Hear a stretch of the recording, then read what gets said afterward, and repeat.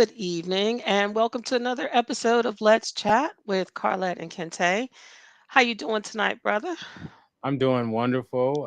My Thanksgiving was a lot of fun, and I'm happy to be here with you. Good, good. I'm really sorry that we didn't meet up last week, but obviously it was Thanksgiving in the United States, which happens to be my favorite holiday because it's a time where we get together and we give thanks and we eat ridiculous amounts of food and watch football and go to sleep and then wake up and eat dinner. I mean, eat dinner again and then have dessert. And you were telling me before we started that you all had karaoke at your Yes. Thanksgiving dinner. So it really is a wonderful celebration, but it's not without its controversies. Obviously, some people are not celebrating the holiday because of what it represents and how the holiday came to be. And that's maybe something we can talk about, Kente, among the other topics that we have to cover tonight. But there's this big thing. There's a divide about whether we celebrate Thanksgiving or not. With me living in the UK, obviously, is not as much of an issue anymore because it's not observed or celebrated over here. I've tried to continue the tradition of observing Thanksgiving here in the UK by cooking and inviting my British friends over for dinner. But trust me, it is just not the same because they just don't get it. So, um, what are your thoughts about that? Should we celebrate or shouldn't we celebrate it, or should we redefine what it is? What do you think? I think we should redefine what it is because for us, especially, definitely in our community, the Black community, it means a lot. Uh, to come Sorry. together as a family, our traditions, and say what we're thankful for and whatnot. And I don't think we celebrate it in the manner of what it was intended for, but we definitely it's very important. It's one of those gathering dates. I mean, if you think about it, I mean, do we have to do it on the day that's Thanksgiving? We could do it the month before or the week before or whatever. But you know what? We do it that way, and as long as we make it our thing, I think it's fine. Yeah, I think so too. And that's what we find ourselves doing anyway, because when you think about it, none of the traditional American holidays are applicable to Black people anyway. Um, I personally despise and abhor July 4th. I don't understand why we as Black people celebrate that. So I can understand having very strong opinions about how we spend these designated holidays that were designated not by our people or even the indigenous people, People. but by white settlers and white colonists. So that brings us to the topic that we really want to talk about today. We want to talk about FBA, which is Foundational Black Americans. And this came up because some of you know that I recently submitted my doctoral thesis, and it was a comparative study of the racial experiences comparatively Black Americans and Black British women, Black Africans, and Black Caribbean women here in the UK. And one of the um, discussions that we had during my viva, which is where I have to go before examiners and defend my thesis. The process is called a viva. I had to go in, and that was one of the things that came up in my discussion because here in the UK, the Black population is pretty much divided into two groups. British Africans and British Caribbean.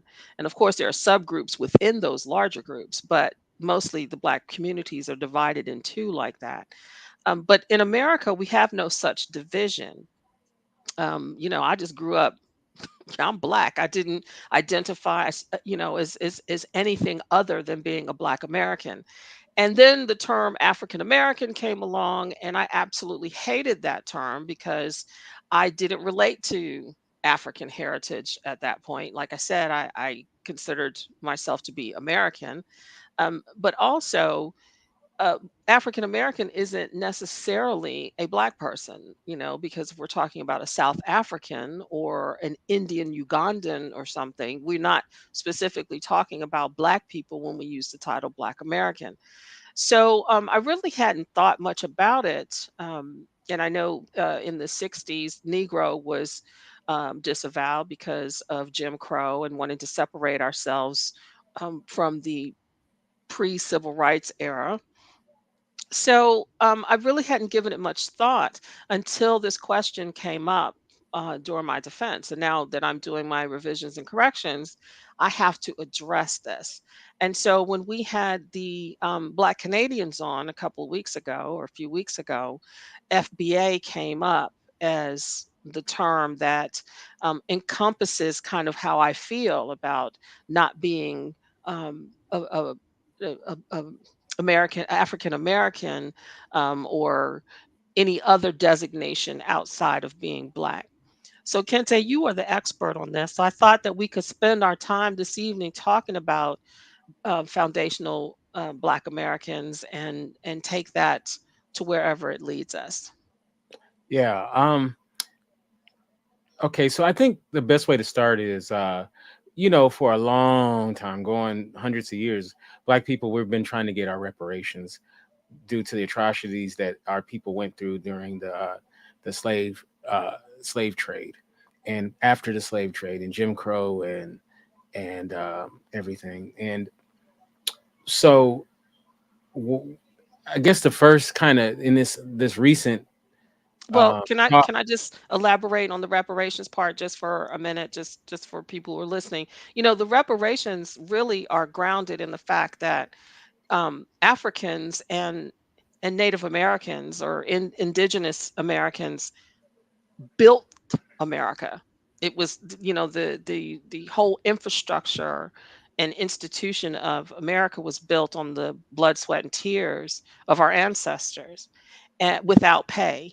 And I think reparations are seeking to um, reimburse us for some of that. So yeah, go on with what you were saying. Right. So we were looking for a cultural designation that separates, because our talking about African American, for lack of a better term, relationship to this country is different than other Black people who've come here, in a lot of ways. So, as a way to have a cultural designation that we felt was better to list us as, the first kind of one that you kind of heard was ADOS, which was American Descendants of Slavery. Hmm. And the people that were really pushing that was this woman named Yvette Carnell, and I can't think of the brother's name. He's an attorney. Uh, those two cats were pushing that, and ADOS kind of became their thing, their like personal thing, and it got kind of muddy.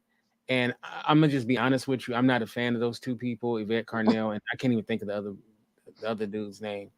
I'm not fans of them. And so you have this man by the name of Tariq Nasheed, who you may Hmm. know as the producer of the Hidden Colors films, and social commentator and whatnot. He was At first he was on board with the ADOS designation, and then I guess he didn't like the way that it was going. So he came up with his own term, which was FBA, Foundational Black American, Hmm. and um, and didn't want it to be a group. Or when I say a group, I don't mean a group like as in a business, or somewhere where it's like an organization. It's just a designation of African Americans or Black people who were are descendants of slaves, who also whose ancestors built this country. Hmm. And the idea is that what happens is when reparations get passed out, then all of a sudden people become African American or whatever group that's trying to get it. And there's this term called $5 Indian, where when there were reparations paid out to Native Americans, then all of a sudden these white people started claiming Yeah. Native American heritage. Yeah. And they called them $5 Indians because you know uh, they were trying to claim their Native American heritage.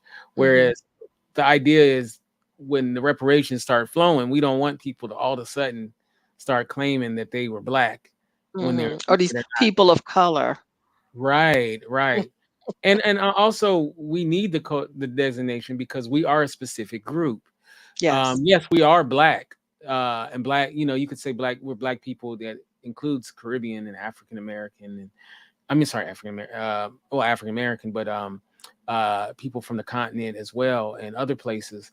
But we need specifically a designation for ourselves because we have our own uh, history, we have our own culture and whatnot. And those other groups, you know, very much have take a lot of pride in who they are, have their Yes. flags and whatnot, and And which they don't let you forget it either. they definitely so, and we should have pride in who we are as well because foundational Black Americans built this country, as well as we've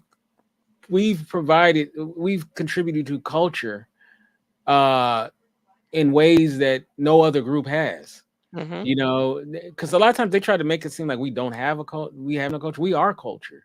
So you know what I mean. So Right. uh, you know, so I think it's very important. But it's interesting though. So it's become a divisive term for a lot of people because you know once Black people get on code, you know, and or African American people get on code, or foundational Black American get on code, then all of a sudden now people have issues with it because they're used to us being lost in the wilderness and they want to Right. keep us that way. So once we start coming together and realizing our power and the power in our lineage, then all of a sudden now people want to say it's wrong. And now we're all black and this is divisive and all of that. But it's not like that when other groups claim their lineage. So, you know, this it's very interesting how this has happened, you know. So I like I was said, go ahead. sorry, I was watching this clip on Twitter right before we started, and there was a black woman who was a proponent of FBA, and she was talking about she was defending the positionality of black Americans who choose to identify as FBA. And she was saying, is calling out Africans as to, you know, no African chiefs or no military, no uh um yeah, I guess military came over to retrieve the Africans Mhm. that, had been brought over here. Nobody came to fight the colonists and save us, when we were deposited on these shores. Nobody went over to Britain to fight for the rights of Africans not to be transported. I mean, she really gave a really good insight about that. Um, that's a valid point, don't you think? That Yeah. Africans were being snatched off the shores of Africa and African countries, and nobody fought for ourselves. And her argument is that we had to fight for ourselves. We, um, natural Black Americans, had to fight for civil rights in this country. Nobody came over and tried to do that for us, unless you can give other examples. Primarily, yes, that is true. I mean, we did have people such as Marcus Garvey and you know, and others who did who had made great, you know, like Marcus Garvey is one of the greatest human beings that ever lived. You know, he's Jamaican. But for the most part, they were foundational Black Americans that led the fight and the charge for us. You know, and the thing is, we don't really have many allies, true allies. Um, and when we try to make allegiances, it's always to our detriment a lot of times. So I feel like if you don't have a code, if you don't have a lineage that you understand who you are, then you can be taken advantage of by many people. I mean, look, we need to all be together as Black people, 100%, but we also have to know who we are as foundational Black Americans and be strong in that, so that when we come together with other Black people, that we are much stronger because we understand who we are and what we come from. Yeah, and I think her argument was that not only do we have to fight against the racism and discrimination of white people, but also other ethnic groups, including other non-American Black people. Mm-hmm. Yeah, So, pretty much, well, and that's the experience that I've had over here for real. I mean, that's I the don't eight feel hundred like I pound gorilla. fit in over here at It's all. the 800 pound gorilla in the room. Yeah, Yeah, it's you know, it's palpable, their impressions. And I'm talking about the Black communities here, not white people, but right. it's palpable, sorry, that how they feel about us. They don't Mhm. like us, and they want everything that we represent as far as culture, like you said, Right. but they really don't like us, and Oh, they think we're a bunch it's of cotton apparent. pickers. Well, yeah, they think we're cotton pickers. They think that we basically, and Lazy. I should quantify this and say these are my experiences. I don't want to pigeonhole any group of people as much as I don't want to be pigeonholed, and that's exactly what we're talking about. But yeah, they just think we're stupid, which I find hysterical. I find it absolutely ironic and Right. hysterical. But it's yeah, the disdain is obvious, which is really painful coming from other Black people. Right. Yeah, and it's something that needs to be talked about. I think for a long time, Black people kind of didn't really say anything. Foundational Black Americans didn't say anything, and y- and now Black people are speaking up about that as a Yeah, thing. If you're around a lot of people from the Caribbean or from the continent, and yeah, they do have I don't want to say they because that's not fair, but a right. lot seem to have a disdain towards us, and they're very tribal, and a lot of them when they come here to to America, they're kind of told to kind of be away from us, and a lot of them side with the man against us. Oh, I know, that's very true. So, it's a real thing. I don't want to paint all of them with that brush because that's not fair either. Because there are people from the Caribbean, from the continent that are riders that definitely support us, but there's a big number that are definitely not with us. And it's interesting in Hollywood. Let's go back to Hollywood. You're starting to see that a way around getting African Americans or foundational Black Americans is they go to these British Black people and these other Black, and they're getting all the roles and stuff. So they're telling our stories. And don't get me wrong, Oh yeah, like I love the Black British women getting the American roles, the Harriet right. Tubman, and you know, And the Black British dudes. I mean, a oh lot of yeah. them cats are British. Like we all love Idris Elba and some of these others, but Well, not all of us. what I mean is the Black community has embraced him for the most Well, part. yeah, that's true. For the most part, and he's a cool brother. For the most part, he's not as bad as some of his cohorts. Um, but but that's a way around allowing us to tell our own stories. Mm, And I remember, I can't think of David Aiello.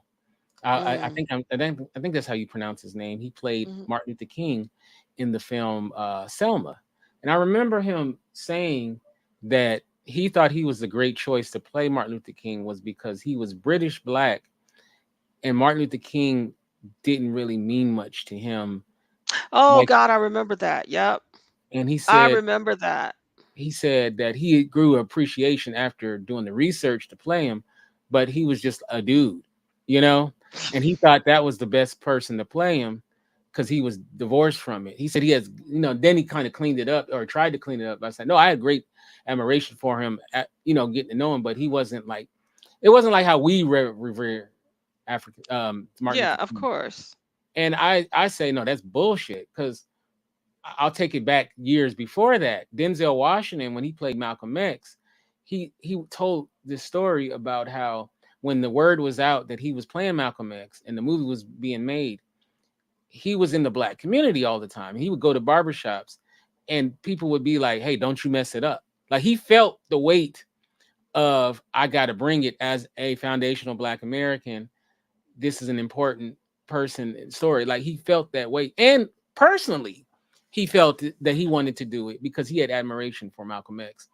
So, and I'm not saying David Aiello did a okay job, but I mean, he's no Denzel, but he's a Right. fine, he is a good actor. He's a good actor, but you could, I would say, the heart in the performances, you could see the difference. Mhm. Like, Yeah.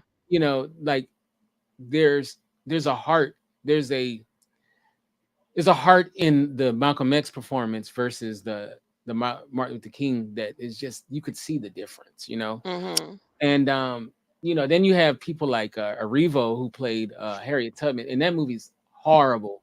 And I didn't even bother it. And Harriet Tubman is my absolute life force. Okay. one of the She is greatest my human beings ever. shero. And oh, So speaking she's a of which, superhero. She was a yeah, she superhero. is.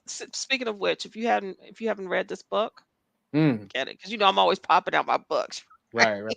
So if you haven't read this book, people, get it. It is so good.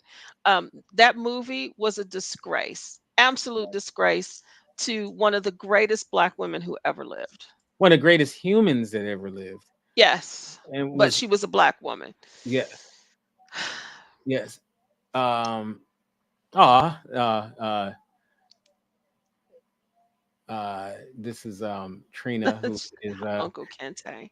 yeah, her she's my nephew's lady, and mother to two of my nephew's kids. So hey Trina.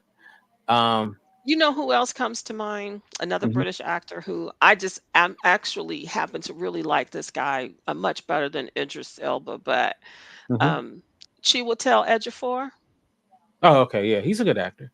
I think he's a fabulous actor, but he consistently works in um, Hmm. film and television as a Black American, and he's a British actor. Right. So, for example, he's been in several movies. He was in 12 Years a Slave, which Hmm. is an American story. So, why do you think that is? I've heard things like because they're easier to get along with than Black Americans. They're more talented. I mean, I've heard all kinds of things. So, what do you think is the real reason why they're able to come here into this country and get roles that we can't get ourselves? Can I use hip hop as a, it may seem like, it doesn't relate, but just hear me out. Okay. So when hip hop first started,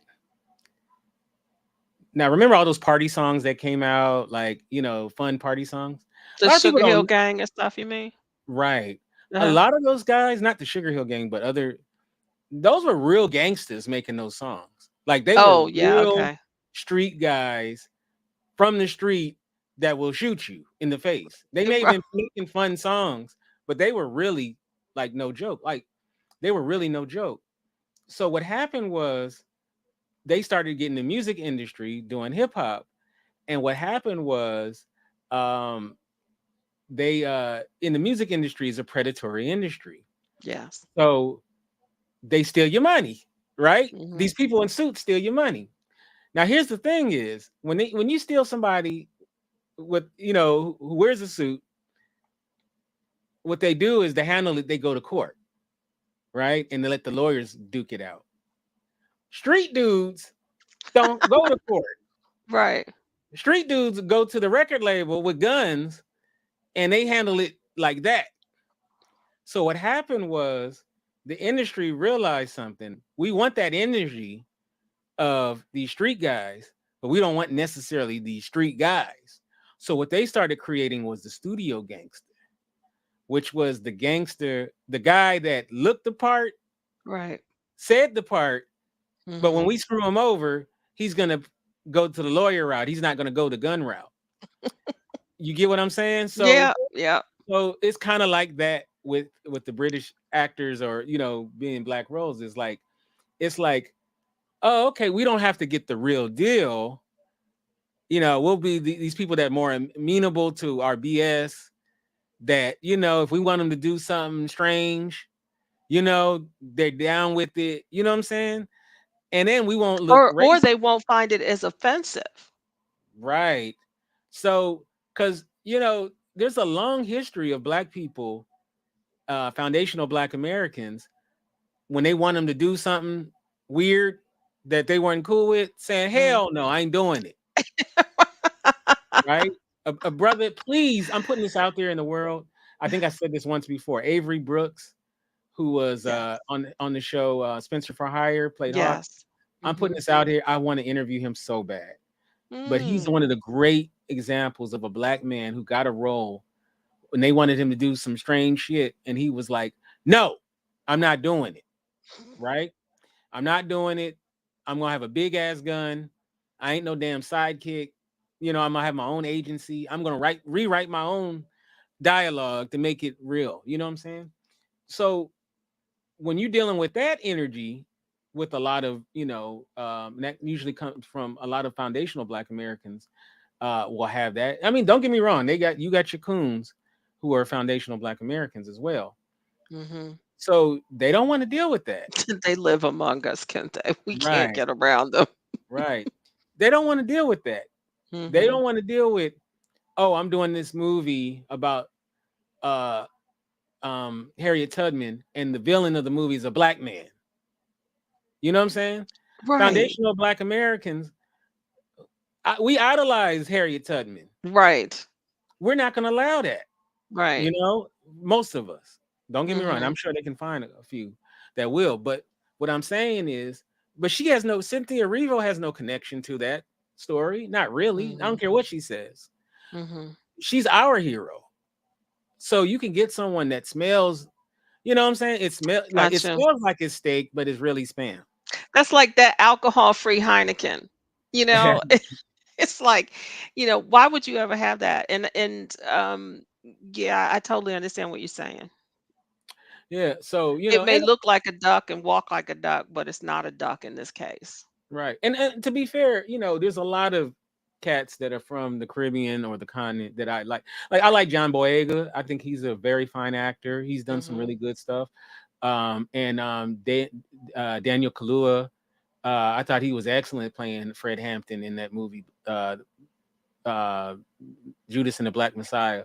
Mhm. So I don't want to take away from those who I feel, and I get the vibe from Daniel Kaluuya that he really is in tune more to our story. You know what I'm saying? Like Mhm. just from interviews and stuff, I've heard him talk. He seems like he has a good head on his shoulder, and John Boyega as well, who is a British black guy. Mhm. So, but a lot of them other cats, Yeah. not so much. You Yeah. know, and and the thing is, I feel like, and I think this is all connected because image is everything, and the image of our people mean a lot. So Yes. think about this. Think of the crap that Hollywood produces that stars us, that puts us in such a negative, terrible light. And then these are non-black people see this as well. We think we just see it, right? The music that comes out of our community, right? And then these people be on juries Right. with us, and they, you know what I'm saying? Those imagery, believe me, those imagery comes back. That's why that stuff is dangerous. Mhm. And I feel like it's very important for us to tell our own stories, It you know? is important. So, I guess Mhm. I don't know, this is gonna open a can of worms because you just said it's important for us to tell our own stories. Sorry. I'm sorry about Very superstitious because I know what I'm getting ready to say here. that. Um, I'm just going to ask you your thoughts then about Hamilton because that's an example of us telling their story. Mhm. And Hamilton is like wildly popular. There's so many millions and millions of people who love Hamilton from all different backgrounds, black, white, and anyone else. But I have a real problem with Hamilton because I believe that there are enough white people to tell white stories, especially stories about white Americans who were colonizers and enslaved us, and maintained slavery. So, do we want to delve into that? Okay, this is the thing about Hamilton, right? I said it was going to open a And, can and of I worms. and here's the thing is, I avoided Hamilton. I avoided it, right? Mhm. And I had to watch it because we did a review of it, right? When it came on Mhm. Disney Plus. Mhm. And I'm gonna start off with this. I like Lin Manuel Miranda.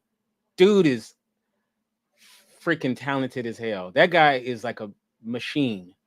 He can make great songs that get the public consciousness. The guy is fantastic. He's a fantastic, brilliant, brilliant creator, right? Hamilton as an entertainment property alone. I'm just talking about the music and the pageantry and all of that kind of stuff. Not the content, but just from the music standpoint, it's fantastic. Did a great job. The songs are great. The I mean, it was really good. And I tried to avoid it. You tried But to. as a black person who knows the truth about history, Mhm. it was bullshit. It was bullshit, bullshit, bullshit. It was so offensive. Alexander Hamilton It was is, so offensive. yeah, it's it is such bullshit, you know. And even though you take black people and put them in it, or Hispanic people, just Jefferson, Thomas Jefferson, who was one of the worst human beings on the planet. Ever. You can't make heroes to me out of those people. George Washington, his ass too. You Uh-huh. know, and even though you have a black man playing George Washington and all of this stuff, These it are doesn't do real nothing. people, though. I mean, it's not Right. like they're fictional characters, like white people getting their panties all in a bunch because the freaking Little Mermaid is a black girl. That's Right. absolutely ridiculous. But we're talking about real historical figures. But not only that, but the fact of their legacies are so catastrophic Right. when it comes to black people. I just couldn't get my brain to absorb I, that. if I had children, even though I think Hamilton is very well done and all of that, the songs are catchy as hell. I will not deny it. I ain't gonna lie. That one shot song is great. It's a great song as far Well, as, I love Helpless. I walk around the yeah. house singing that. But I just but can't that's polishing in a good turd. I can't in good conscience allow, if I had kids, I couldn't in good conscience tell them, "Hey, check this out. This is good." Like, no, I couldn't do it because the way I would have to do it is, see, they couldn't understand the nuance of it. So, like me, I can enjoy it for an entertainment product, but I Mhm. understand it's bullshit. Right. And Whereas yeah. whereas a child, can you really, you know what I'm saying? Because I see a lot of black kids were singing Alexander Hamilton, Oh and I'm yeah, sitting there of and I, course. and I cringe And they were because like, "Oh, well, they it's a don't great know. way for them to learn American history." But I'm like, it's a great way for them to learn American history, but they don't even know black history. Thank But you. they can walk around singing all these songs that Mhm. tell the story of white American history. Right? Because I look, like I said, I love Lin Manuel Miranda. I think he's a genius. I really do think he's a genius. And if I met him in person, I would tell him, "You're a genius, but that was some bullshit." Yeah. It was some bullshit. As a black person who knows the Yeah. truth, Yeah, I'm sitting right. there like, I, Yeah. I mean, I cringed. It was like I What was cringed. his motive? I mean, do you know? Because I don't know anything about him outside of Well, Hamilton, I, but I believe what he said is that he was on a break. He had done In the Heights, which was a big hit, fantastic In the Heights, and he read a book about Alexander Hamilton, and he saw it as a movie, as a play, and he just thought it was a great story, and it is a great story. I mean, it's a great story. But also, Manson is a great story. You know, I was gonna that say, but The it's a Exorcist great is a great story story. for who though? That's the No, no, what thing. I'm saying is it's a when I say something's a great story, I mean it's a great story from a thema- from a from a thematic standpoint. There's a man who came from the bottom to the top, became, you know what I'm saying, that kind of thing. It has all the things of a traditional story that's been told many times. I mean, it's really Scarface in a way, because Right, it's but there's no black people that he could have done that for. The bottom line is it wouldn't have sold the seats that no, Hamilton has. It wouldn't have made the money. It wouldn't be a household name. I mean, well, I don't know what his motives were, and it, I certainly don't want to speak for him or mhm, paint him with any kind of brush. But the bottom line is, it was going to make him a lot of money and it did, and it made him an international. because of his target audience. Who was his target audience for that particular uh play? Was it black people or was it No, white people? Exactly. no, Exactly. That's a sellout to me. no, no, That's just a sellout to me. no. I mean, But I'm again, like this. I've that's some heard him coon talk. shit. I've I'm heard him. sorry, that's some coon shit there. I No, said no. it. Hey, look, I'm right there I with you. said it. I'm right there with you. But like I said, I understand when you're in that industry, you're never selling to us because black people don't Right. come through that door. You know what I'm saying? Even though more black people probably went to see Hamilton than they went to see um what was that one from back in the day? Give me the one with Savion Glover. Oh my god. Oh, um, About I music. know what you're talking Yeah, about. yeah, yeah. Or And see, we or can't even come. We can't even think of the name of it though. I'm See, shocked I can't. And normally I can think about it right away, here, let me look it up for you. like, but all the great, black stuff, August Wilson, and and all that kind of stuff. You know, like I said, the guy is brilliant. I can't Yeah. get around it. The guy is brilliant. It's just when you're making, just the idea of black people singing about Alexander Hamilton like he's somebody for us to see as some sort of, I'm when I'm watching it, I'm like, fuck Alexander Hamilton, like, like those are not heroes to me, you know. Well, and I have to, as I always will do is, advocate for my dark skinned sisters too. It's like everybody, not only was he telling a white story, but everyone that was in the original cast pretty much represented light skinned black people and including the love interest. And I think, that kind of stands out for me as well. I think they were There was, white too. They were actually white. I think the women were the well, main women were Philippa white. Sue, I don't know what she is, but She white. Yeah, yeah, pretty much. I just, she's white. Yeah. so yeah, this is what I'm saying. So I'm not sure what his motives were, and hold on, Oh, I I need know to what his mute up. motives was. He I need to mute saw out it for was gonna take. He knew it was gonna take off. a second. Bless you. Oh, I'm He knew it sorry. I was thought gonna. I had muted Oh myself. no, no. But hey, I'm look, so sorry. hey. But no, but he, like I said, bring in the noise, bring in the funk. There That's you what it go. was. There It you was gonna go. bother me too. I was like, because that came out the same year as Rent.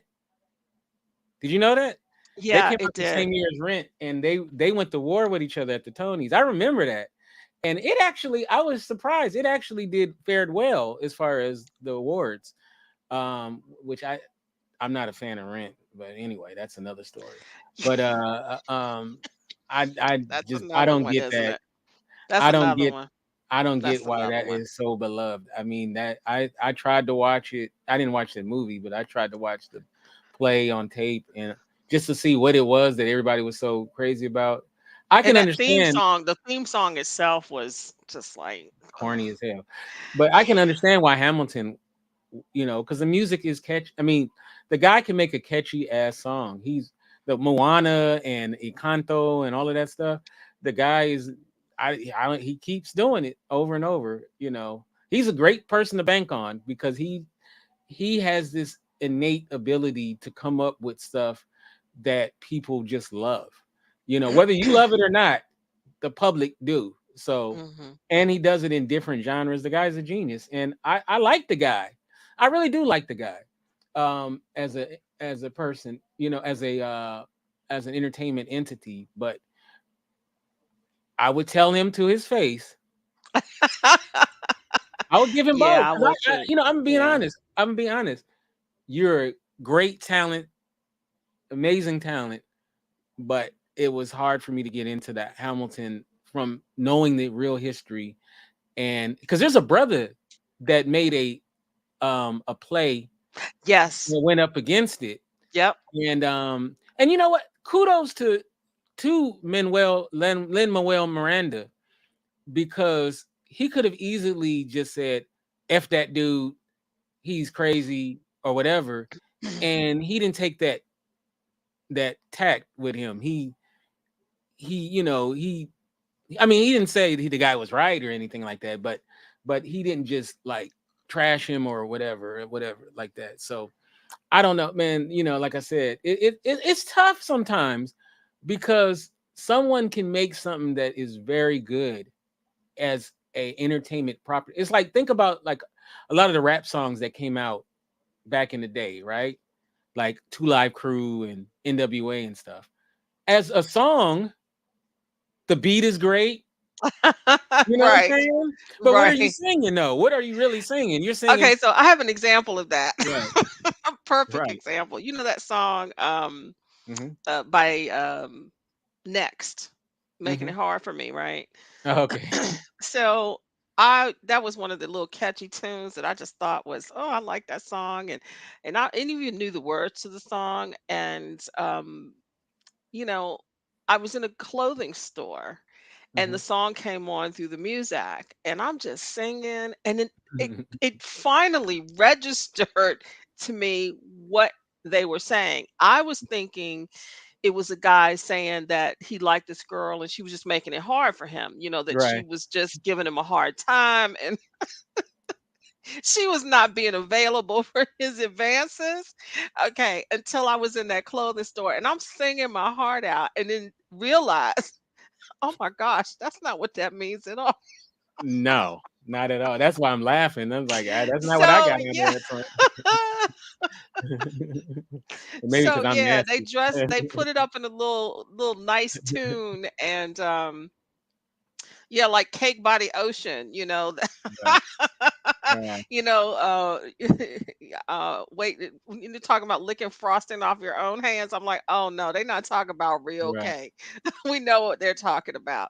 So yeah, they dress it up in this little catchy tune, and yeah, Trina's laughing at me because she's laughing Yeah, at how pathetic I was. you know, one of the great examples of that is the Police, "Every Breath You Take," where a lot of people, oddly enough, to this day, still think it's like a love song. Like, which, No, at least I yeah, it's know like that. it's clearly a stalker song, but there's still people that are shocked when you tell them. It's like, listen to the lyrics. It's like it's clear You know that it. which is another one, and I know I'm getting ready to date myself here. I'm gonna really date myself. But you know that song "Dancing Queen" by ABBA? Mhm. It's Right. like the white national Dancing anthem song, right? Queen. Yeah. And we Hmm. used to roller skate to that song. Hmm. But now, if you go back and listen to the lyrics of that song, it's a Right. complete pedo song. Right. Complete Yeah. pedo song. Yeah. So it's yeah, they they dress up these weirdo lyrics and in the catchy beat and Hmm. sometimes it goes over our Yeah. head. Oh yeah. There's I saw her standing there by the Beatles, where it starts off. She was only 17. You know what I mean? You're like, yeah. Jerry Seinfeld had a bit about that. Like, what were you meaning? What were Yeah, you meaning, I Paul? invite everybody to go back and listen to the lyrics of Dancing Queen, and it's Right. like, my gosh, Yeah. that's really bad. Now, a song that's misinterpreted as a naughty song, but it is What's that? not, is the song "She Works Hard for the Money." She works hard for the money. Right, A lot right. of people, for some reason, think it's about strippers, or not strippers, but prostitutes. Prostitutes. But it's actually a true story about a black woman who worked as in a fancy hotel as a bathroom attendant.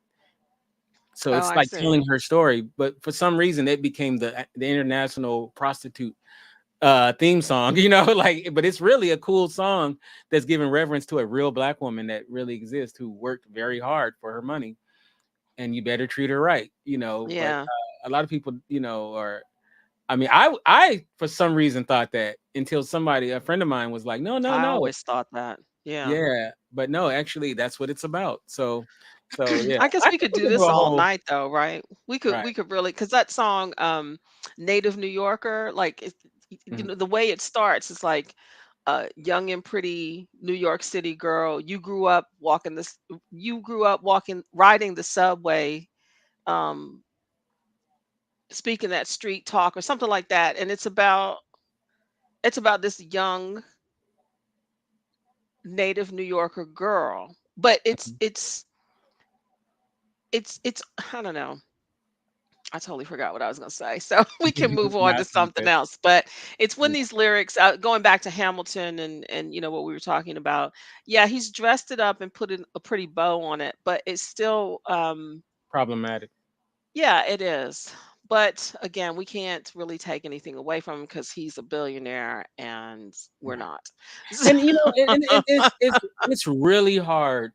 Like, I give you a great example, and shout out to Jen, who's one of my uh, co-hosts on other shows that I do, and she's awesome. She's a Caucasian woman who loves Hamilton. You know, she just loves Hamilton, and she was so excited to do this review because she just just adored it.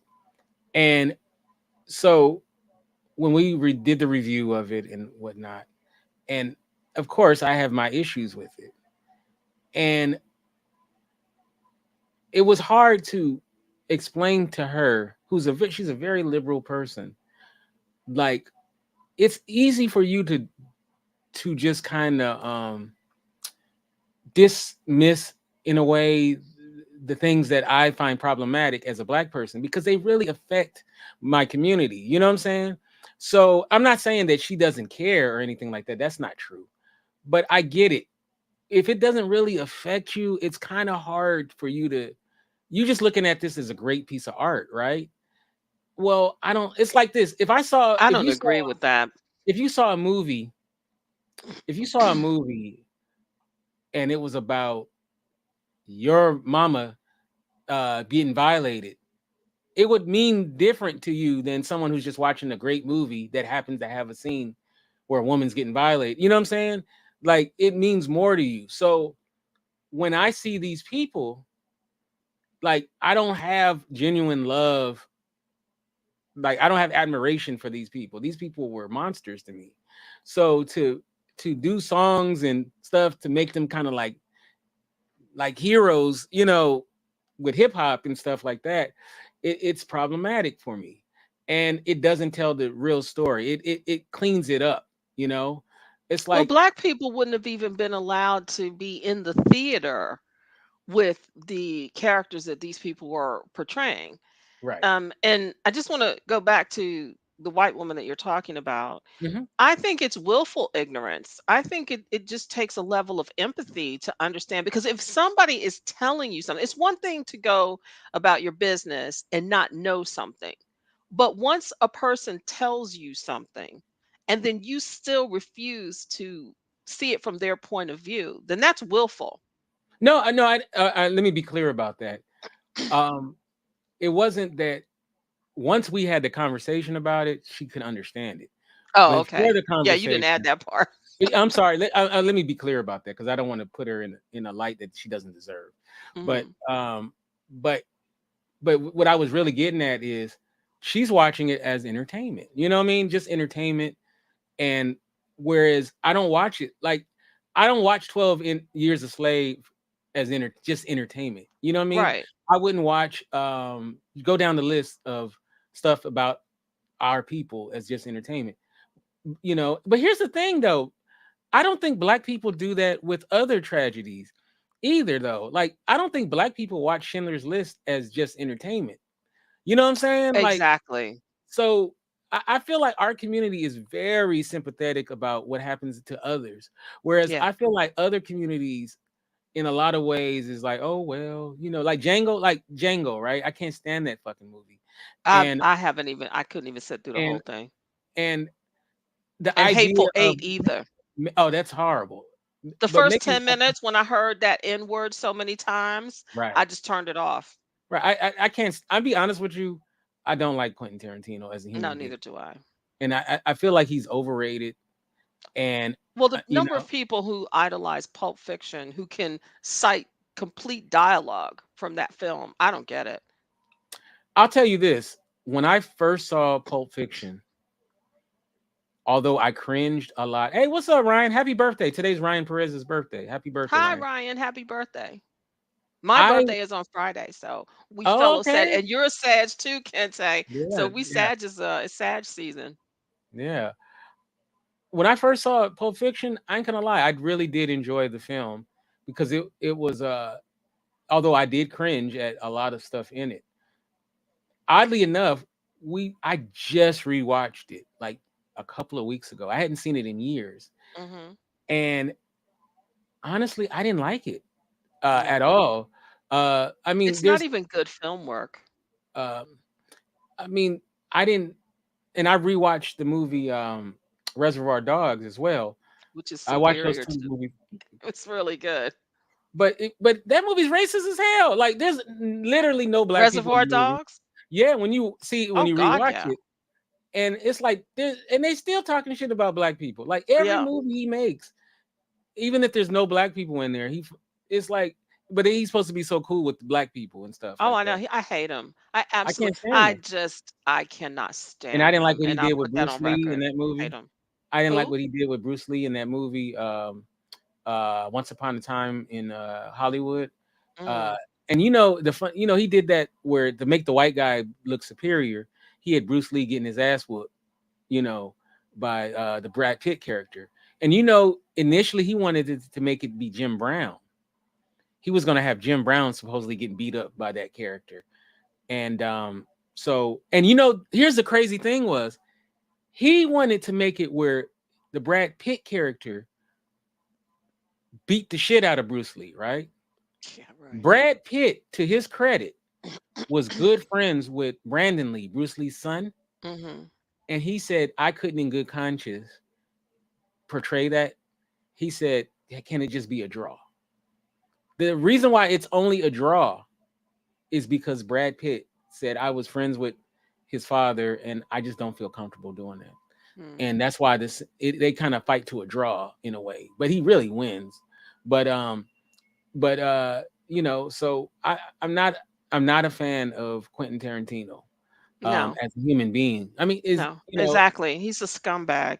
yeah, Um, and he's so arrogant about that's what I mean. He's just yeah, trash. I don't like him. and So yeah. go ahead. I'm just trying to move on to the next topic because I know Oh this yes, one yeah. Let's do that. I'm sorry. this one is going to really light you up like a Christmas tree. Uh, So because we're talking about racism and stuff, I know that you're a huge Walking Dead fan, right?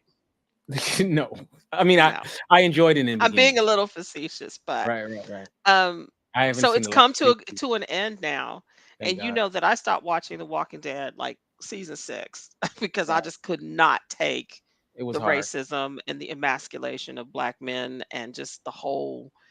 Yeah, And then and, fortunately, and I white and walked out black of a. women were sexual fodder for the white males. Yeah, Yeah, the Latino woman with that red ginger guy, and right, that's around the time I stopped watching it. Shortly after Bob died, I believe. right, which Um, is horrible.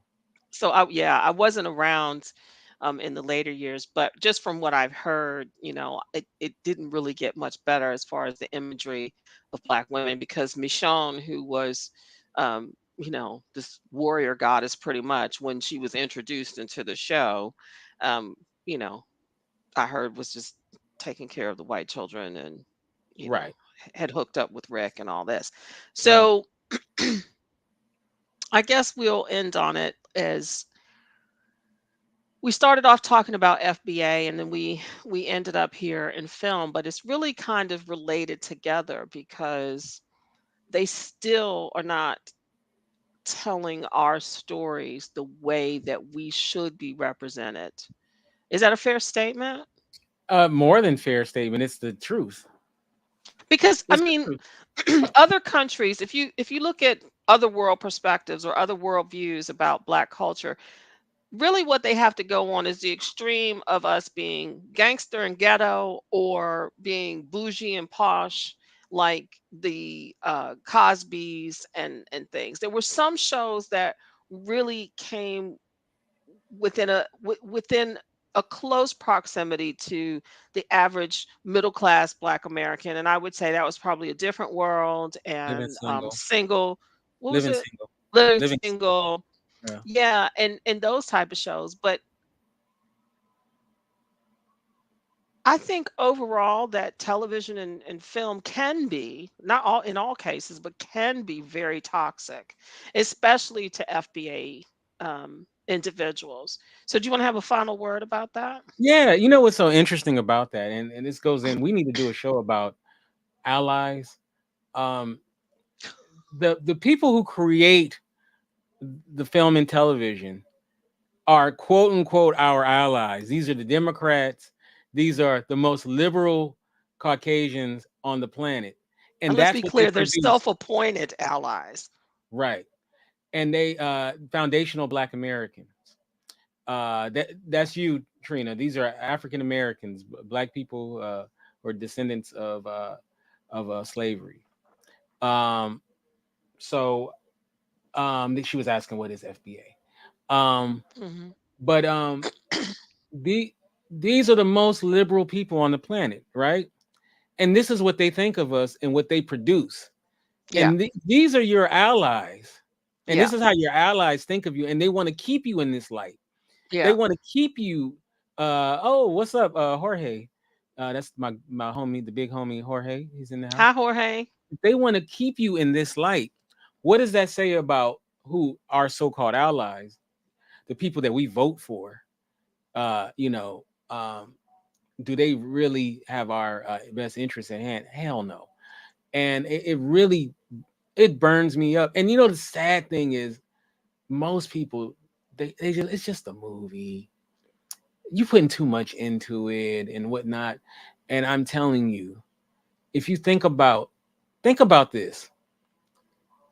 I'm not saying it was ever cool to beat up your wife, right? But once that movie What's Love Got to Do with It came out of it, the I it changed the narrative on domestic violence in a major way. It didn't eradicate it, no.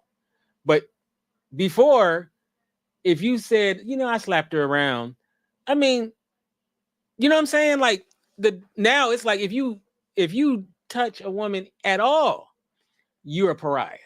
You can't, you know what I'm saying? It definitely made a huge impact. And it was a film that did that. Yeah. You think about Click It or Ticket, right? You know, when we were Who? kids, Click It or Ticket. You Hmm. know, like you know, when we were kids, we didn't always have seatbelts on. Oh gosh, no. We Well, we almost never laid across the back seat and went to sleep, traveled across the country right. that way. Now a child will be like, "Hey, mommy, put on your seatbelt." You know what I'm saying? Yeah, right. You know, Right. like or Mothers Against Drunk Driving. It didn't get rid of it 100%, but it definitely made a huge impact. These Right. things matter. These things matter. Um, Look at the TV show Will and Grace.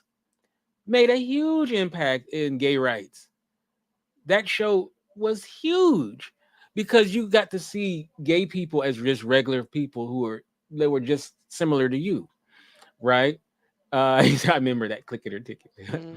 But you know, so these things really do matter. Imagery is everything.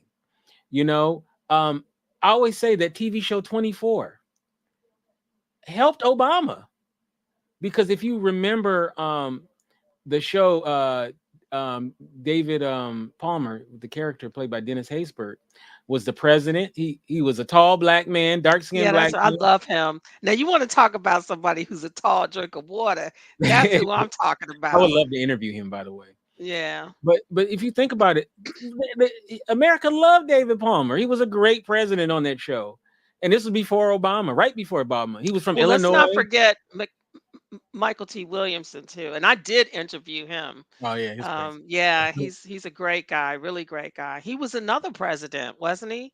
He was a president. He played president on 24. Was he? Oh, It okay. was 24, wasn't it?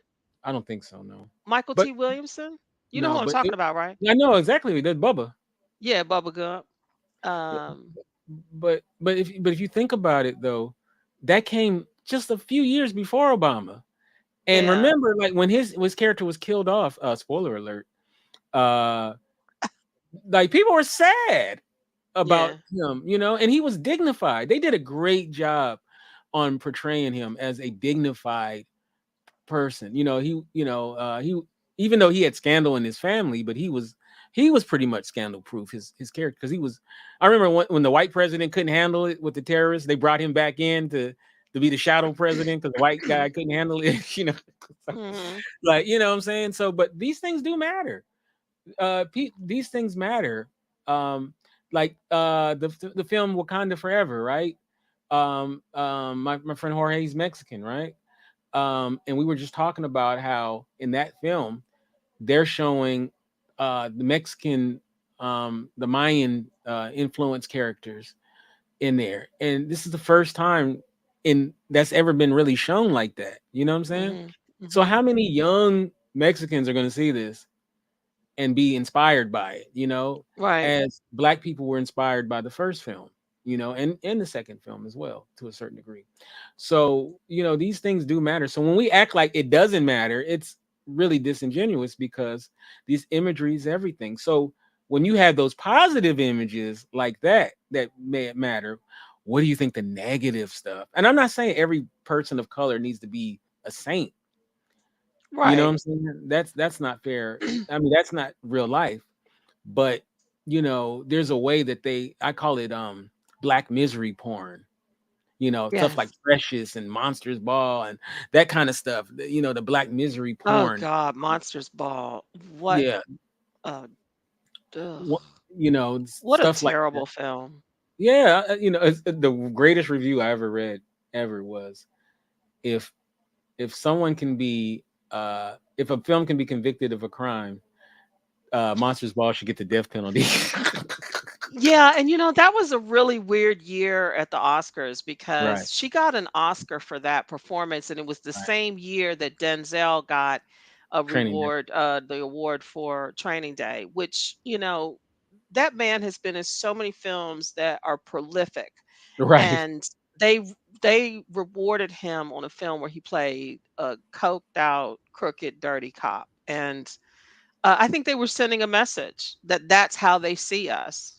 Yeah, Um, well, I mean, he no, was we're not awesome. surprised. We're just talking about it, but no, we're not surprised. It's just, it is a slap in the face, whether we're used to it or not. It doesn't mean that, we like it, or that we agree Right? with it, It needs to be but talked yeah, we about. are used to it. Yeah. Because so many of us, so many of our people don't seem to understand that this is what it is. That's why I feel like it's important for us, and we need to talk about this too with maybe some filmmakers, about we need our own thing.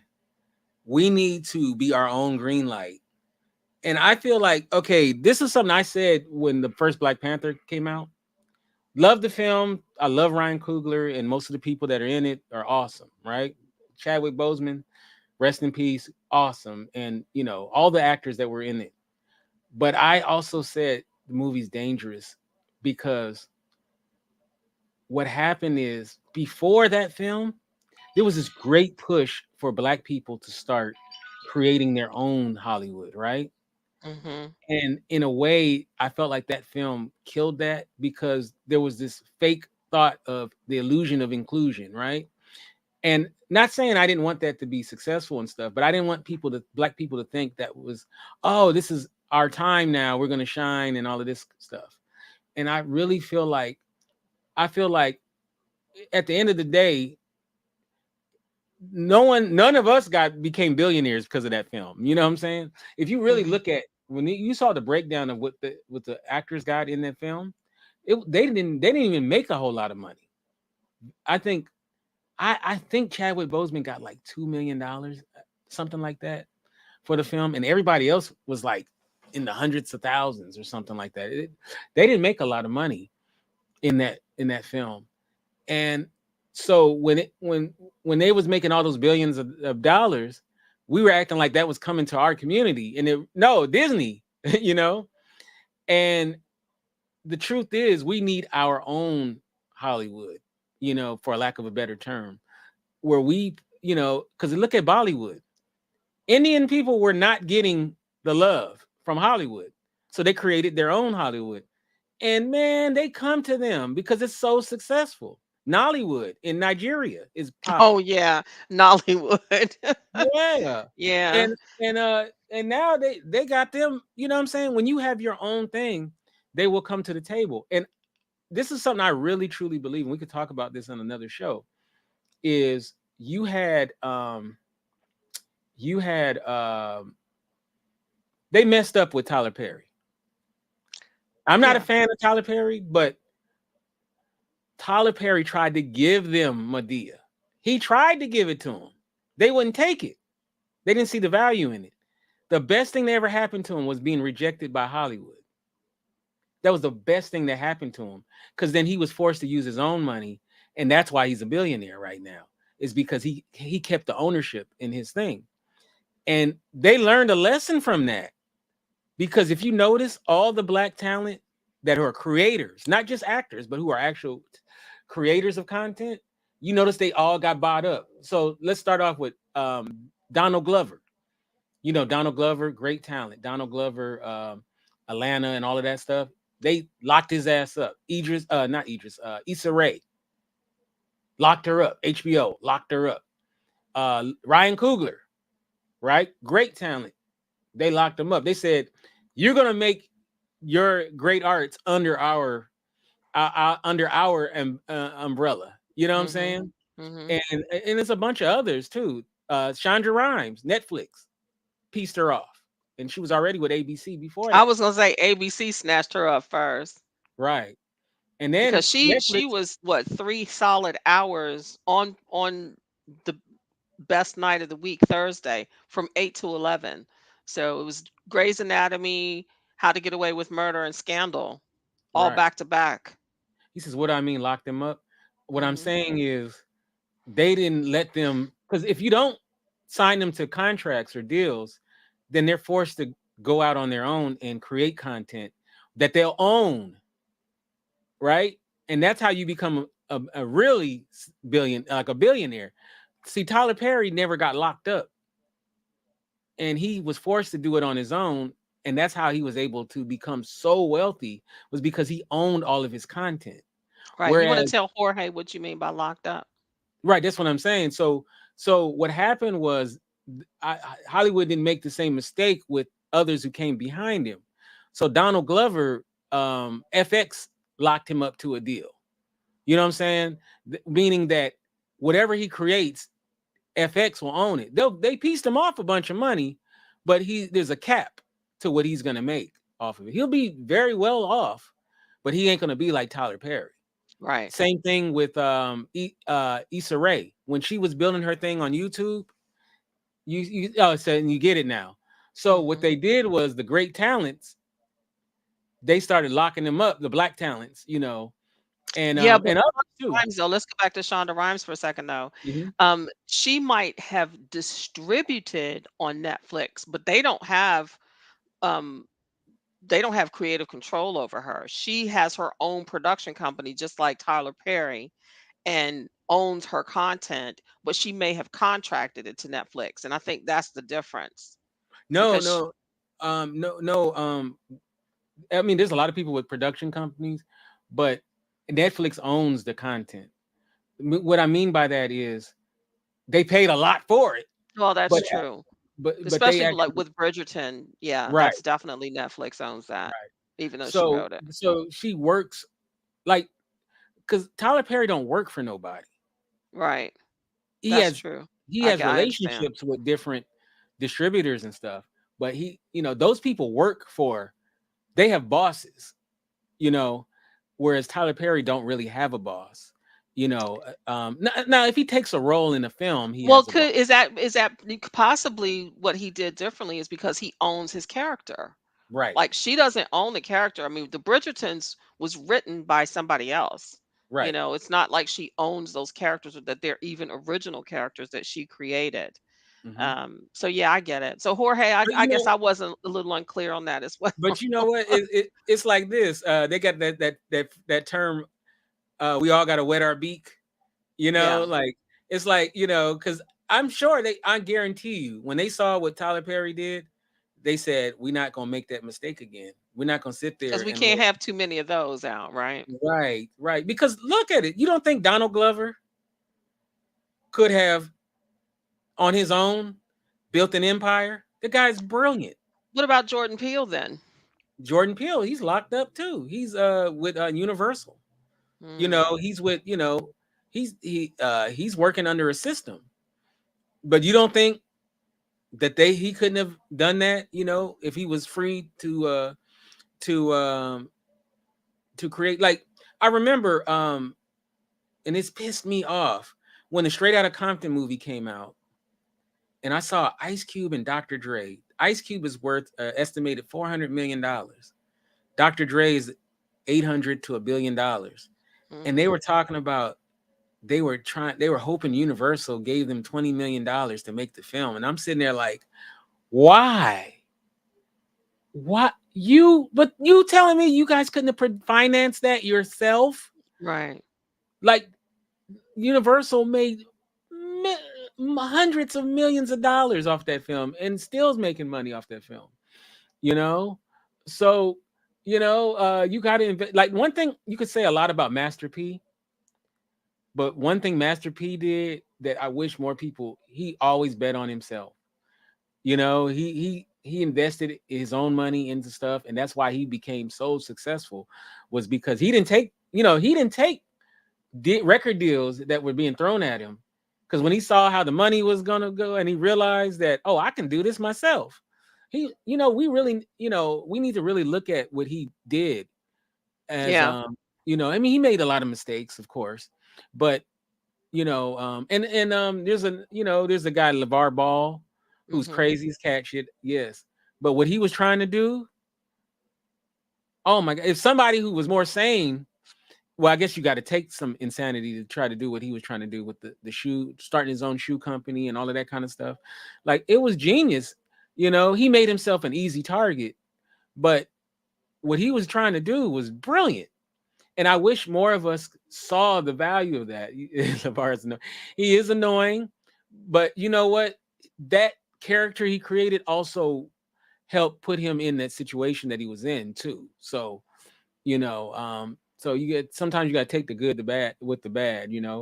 But we can talk about that. Let's get some on our next program. Let's talk about black finance when it comes to creating culture and whatnot. And if anybody Mhm. out there might want to join the conversation, uh um come in there. I just want to say to Trina, yeah, I like Tyler Perry as well. I totally related to his Medea character as he transitioned from stage to film, especially.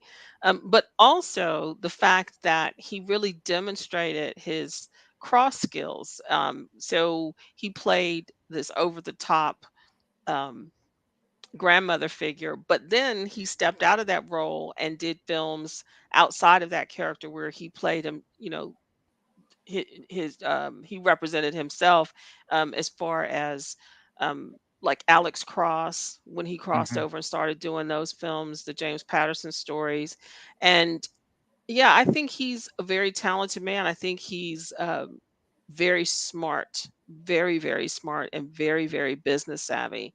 Um, and I'm excluding the stories that have come out of his camp about, the things that he's doing. I'm strictly talking about his talent. I think that that is a blueprint, and I think that's what we need to do more and more. Is I agree with you when you say that we need to have our own, but it's like for some reason we can't ever gain momentum behind that.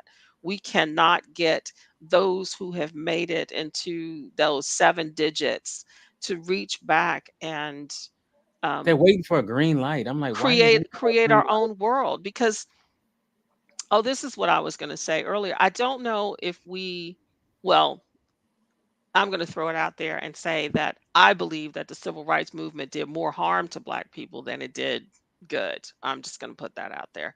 I think that instead of trying to assimilate, we should be striving to create our own wealth and our own generational wealth, and refueling our finances back through our own communities.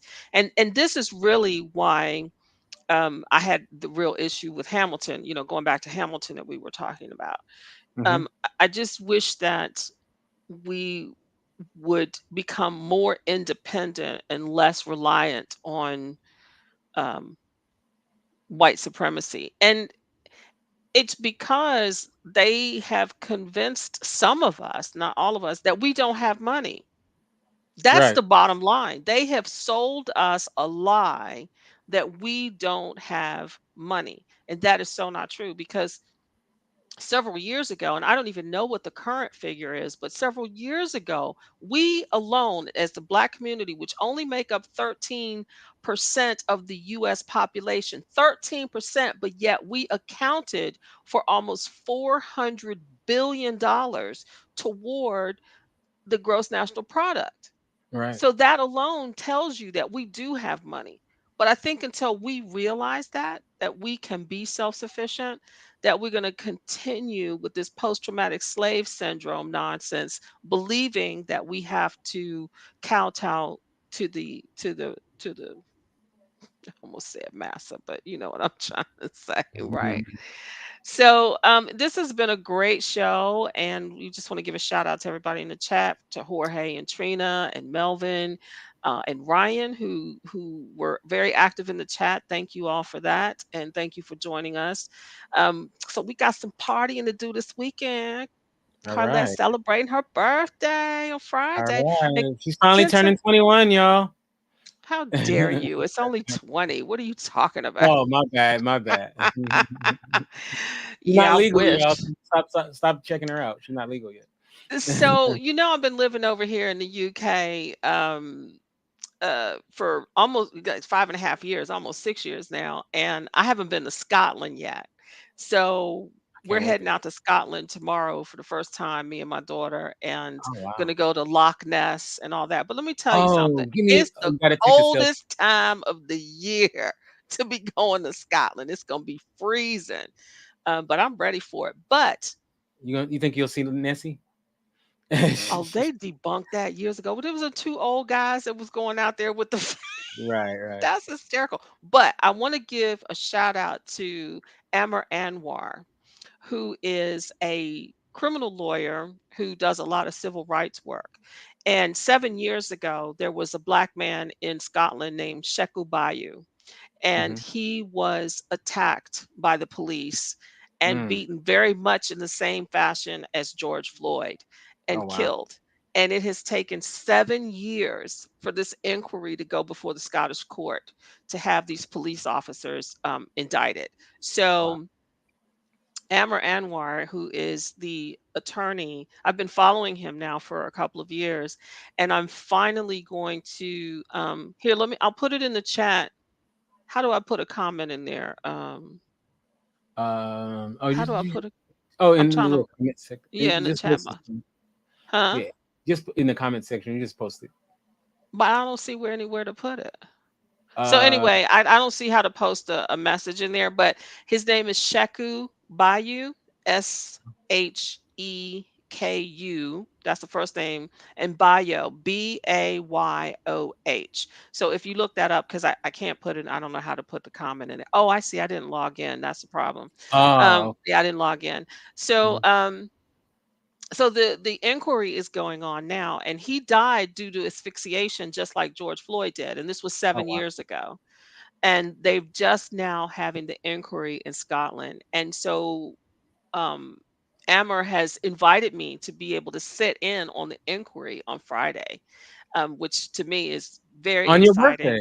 Wow. Yeah, because I told him I was coming up there. I said I finally get to meet the legend, and so he said he would put my name and Angie's name on the list for us to sit in on this hearing. So it'll be really cool to see how it goes. And if you search him on Twitter, I don't know if you're still on Twitter because of all Mhm. that crap that's going on over I'm there. still. But if you do a search on his name, there is a hashtag for him, for Mm. Sheku, and you'll see the clips from the inquiry and stuff. So I just wanted to give a shout out to that, because for everything that we're fighting for in America, the black people here in the UK are 10 years, 20 years behind, because Right. there is no real anti-racist infrastructure in this country. So, yeah, it's very exciting to be able to sit in on a real live case that is so traumatic, and the family deserves justice. So, yeah, that's what's going on this week. Next week, we'll be back at the same time on Thursday. I have no idea what the time zone is, because Kente and I are 8 hours apart. So I don't even know what time it is in LA, but it's 11:30 at night here. So what time do we say, Kente, next week? Now, okay, so Wednesday next week, I'll tell you there's a reason why I may not be able to do the show Wednesday. So if we Okay. can switch it to another day, I'll tell you Okay. about it when we go off air. It's Okay. actually a really good reason. So Uh, we'll actually, what we'll do, yeah, it's 3:30 in California, she says. So what we'll do is, Kente, we will just post it, what time it's going to be and what day okay. it's going to be next week, and then we'll cover some of the things that we didn't cover tonight. So thank you all for listening, and this is Let's Chat with Oh, Carlette and can I give Kente. a shout out to Trina? Absolutely, go ahead. Trina is the mother of two my great nephews. One is little baby Ace, who's a year and a half, who's Baby Ace. my nemesis. And Trina, if he bites me, I told him I'm gonna bite him back because now he got little teeth now. Oh, he's got little teeth now. Yeah. But Yeah. on Saturday, his older brother, Chase, who's 6 years old, is playing in a big playoff football game. And if they win, they go to the Super Bowl. And so I'm gonna try my hardest to make sure I'm there. And so everybody, wish my little great nephew well in that game. Absolutely. And and Absolutely. they're undefeated this year, but the team they're playing, I saw them the last game. Oh my God, they're really Go good. Chase. Go So Chase. Good luck. Good luck. yeah. So, what He is position does former. he play? He plays defensive in the defense. I believe he plays on the defensive line. Yeah, Defense. yeah. So Yeah, I miss them. I miss North American football over here so much. So they actually have a North American football team at the university where I go and where my daughter goes now. And she went to an NFL game on campus a couple of weeks ago. She said it was really good, and our university won. all So I right. think maybe the next time, because I really do miss football a lot. So I think Me too. I Yeah, can't get love into soccer. I just it. can't get into it. People. Yeah, I Yeah. just can't get Have you into it. been to a game there with the hooligans and all that? No, They they got the aren't hooligans. safe. Yeah, They I aren't hear that. safe. Yeah. I know that we really get uh really into football, and I've been to a Redskins game when they were playing Philly, and Oh all my. hell broke because some Philly fans are crazy. But that compares nothing to the shit they do over here over football. Yeah, I mean, it's it's pretty bad. literally dangerous. And as a black person, it's really dangerous. Because if they lose and you're around them crazy drunk white people, then you really taking your life in your own hands. So Right. no, I don't and oh, is Philly doing well? Because I Yeah, don't they're even keep nine up and with the one. stores. Should I even ask? Nine See, and one oh, now. that's right. The Commanders, no more Redskins. Okay, Jorge, I'm from DC. That's my hometown.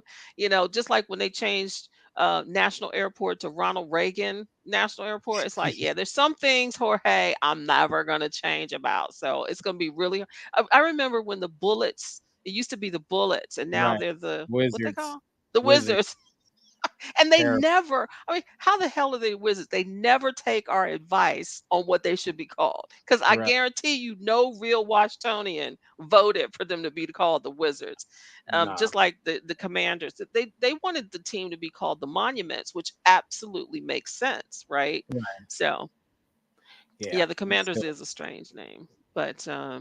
I Oh, hope that and I want to let people know I will be back on. I'm gonna be on the He Said podcast at I believe the show starts at 5, and I'm coming in at 5:30 Pacific time. So this their finale. So if you guys want to, if y'all want to see Kinte again tonight, if you didn't get enough Kinte, I'll be on in about 2 hours Oh, on okay. show. So We'll have a good show, yeah. and we will post when we're going to be on next week. All right. All Well, you righty. guys, you have a great rest of your week. God bless you. Yep. God bless you. See you soon. All right now.